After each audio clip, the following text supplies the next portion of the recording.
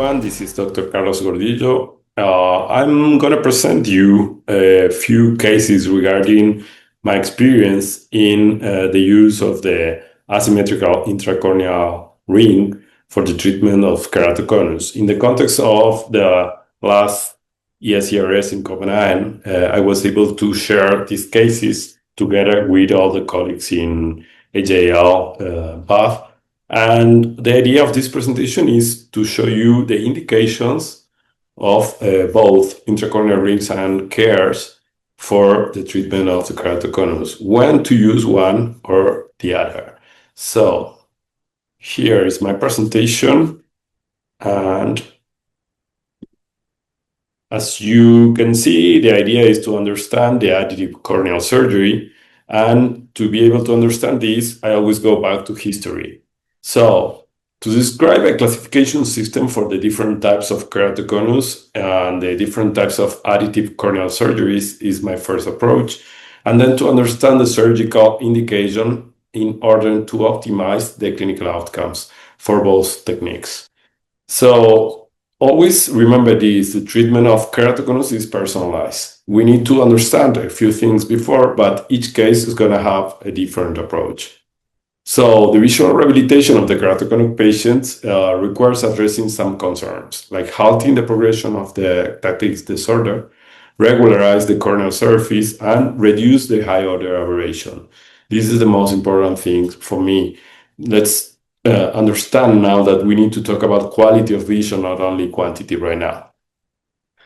So this is some information regarding the additive corneal surgery. Since 1949, Dr. Barake was talking about the additive corneal surgeries and the law of thickness. Since then until now, a lot of changes during the history have been appearing until 2000 that Dr. Fernandez Vega and Dr. Alfonso introduced the classification of keratoconus, and afterwards Dr. Susan Jacobs introduced and described the additive corneal surgery called CAIRS, is the use of an stromal corneal donor in the cornea to change the shape of the cornea. At the same time, we were also describing the new intracorneal, the asymmetrical intracorneal ring to reduce the high order aberrations and to improve the shape of the cornea. So this is like a really nice picture talking about history and time, since in 1949, this is my grandfather and my father with next to Dr. Barraquer, the same year that he was describing the law of thickness. And then a few years later, I was able to visit Susan in India, and she was describing the CAIRS. So this history, it's been a lot of years in my career, and I really like this topic because it's still improving and making it better and better. So this is something important. The classification of the additive surgery will be regarding the material in two kinds: intracorneal rings of PMMA or CAIRS, the additive surgery of stroma. This is the first approach we need to understand. After this, when we talk about keratoconus, we published in 2017 the different alternatives for the treatment of keratoconus. By that moment, we didn't have CAIRS in the list, so now we need a new paper with the description of these and the different alternatives. Usually what I do is to describe the patient selection like this. PMMA, I always make the indication for stages 1, 2, and 3 of the keratoconus classifications in those patients with no tolerance to contact lens, with an acceptable corrected visual acuity, with clear corneal, no scars, and with a thickness of more than 400 microns at the implantation zone. Also, the keratometric values, I always choose the patients with less than 57 keratometric values. Then for CAIRS, I will use it for patients in stages 4 with no tolerance to contact lens, with the same clear corneal, no scars, but we can use it in patients with very thin corneas, less than 400, and with keratometric values up to 70. So far, in my casuistic, I only use it until that. So, as always, we always need to remember this classification because it's not going to be the same in all kind of keratoconus. We're going to use different approaches and different nomograms for the treatment of keratoconus, either for PMMA or CAIRS. So what do you need to understand in the surgical strategy? We need to understand the patient selection. So we need to evaluate the undercorrected and the correct visual acuity, the pachymetry, and also the potential of vision of this patient. Then we need to understand the topographic interpretation and to first identify the pattern, the classification of the phenotype, and then the axis, the chromatic, the topographic, and the refractive axis. After that, we're going to be able to choose either CAIRS or intracorneal ring, depending on the type of patients. And then the surgical plan is going to be always the same. Mark the center, decide the size of the tunnel, and decide the size of the intracorneal ring or the CAIRS. Finally, the final position of the additive surgery is going to give us the results. So let's start with some cases for you to understand the PMMA intracorneal rings.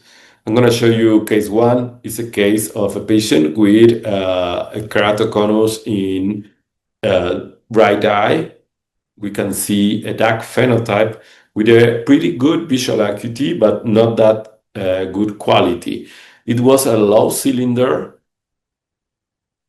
and this is the quality of vision of this patient. It is the visual performance, where we can see not only the quality, also the coma values and the high order aberration values, and especially the vertical coma values.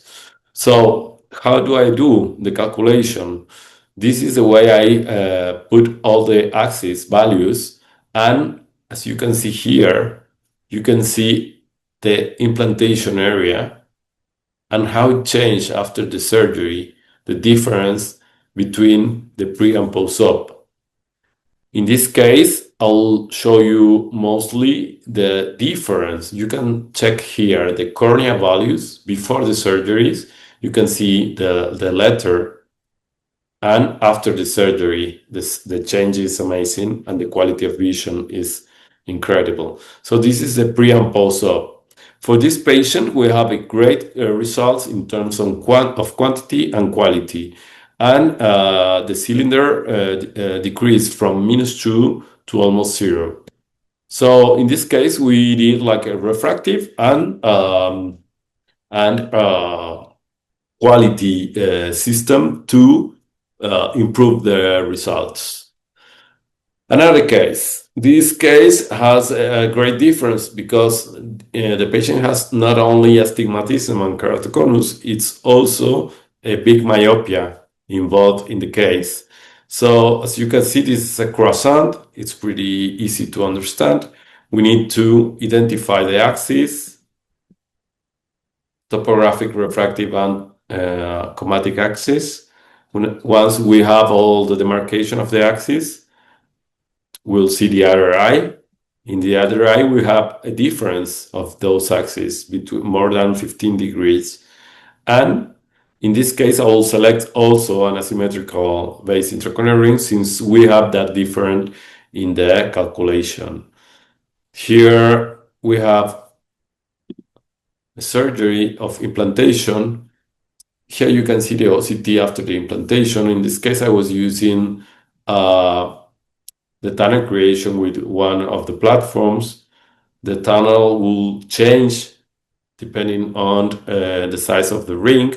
In this case, after you identify the tunnel creation settings, you'll implant the intracorneal ring through the incision in order to leave the final intracorneal ring in this position to be able to correct as much as possible the aberrometric values. So After the intracorneal ring surgery, together with the cross-linking, we had these results. You can see that the patient improves a lot the visual quality and quantity after the surgery. Still have some astigmatism, still have some myopia, but this is not a problem since this patient it's tolerating contact lens, soft contact lens, either or glasses. And maybe in the future, like this case, we offered a phakic IOL implantation. As you can see here, we did a calculation, and after that, the implantation of the phakic IOL. So this procedure will be like triple. At the beginning, we will use combined cross-linking and intracorneal ring. And finally, after 1 year of stability, we'll perform the ICL implantation. This is a very good alternative since we're going to be able to correct all the ametropic values after the intracorneal rings. There's no difference with a regular surgery since it's the same technique. And also for the calculation, we use the same settings and the same calculations like in a normal patient without intracorneal rings. So here you can see the postoperative evaluation, the ring, the lens, and also the bolt and the different values. The visual quality and quantity after this surgery is amazing. So a patient that was a count finger before the first surgery becomes like a patient with a 20/20 vision in both eyes. And also here you can check the difference in the quality of visions. Here I will show you the patient evaluation in the postoperative control after 1 month of the ICL. So you can see the incision, you can see the ring position, and also the lens with a central hole that allows us to see perfectly how it works. So in order to move on with more cases, I will show you now some CAIRS cases. So this is an extreme case since it's a patient with a really high myopia, a really high astigmatism, more than 9, and keratometric values of more than 70.7, and very thin cornea, 362 of central pachymetry.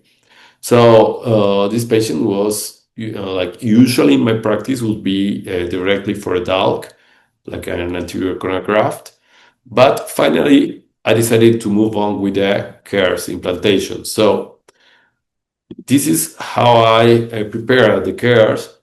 At the beginning, I'll try to build 2 little segments and customize the CAIRS regarding the amount of tissue I want to implant in the cornea, because if we have a very thin cornea, we need to be aware of how much tissue we implant. So for this patient, I use the platform of Zimmer for the femtosecond tunnel creation.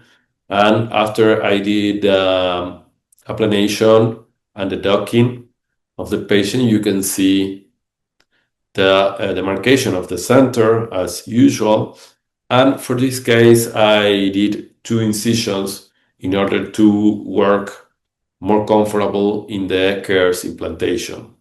The big difference with the tunnel creation is that in this kind of patients, I do it in a deepness of 220 microns approx. So after we have the incisions open and we use the dissector of the anterior lamellas first to open the tunnel, we'll perform the implantation of the CAIRS through that incision.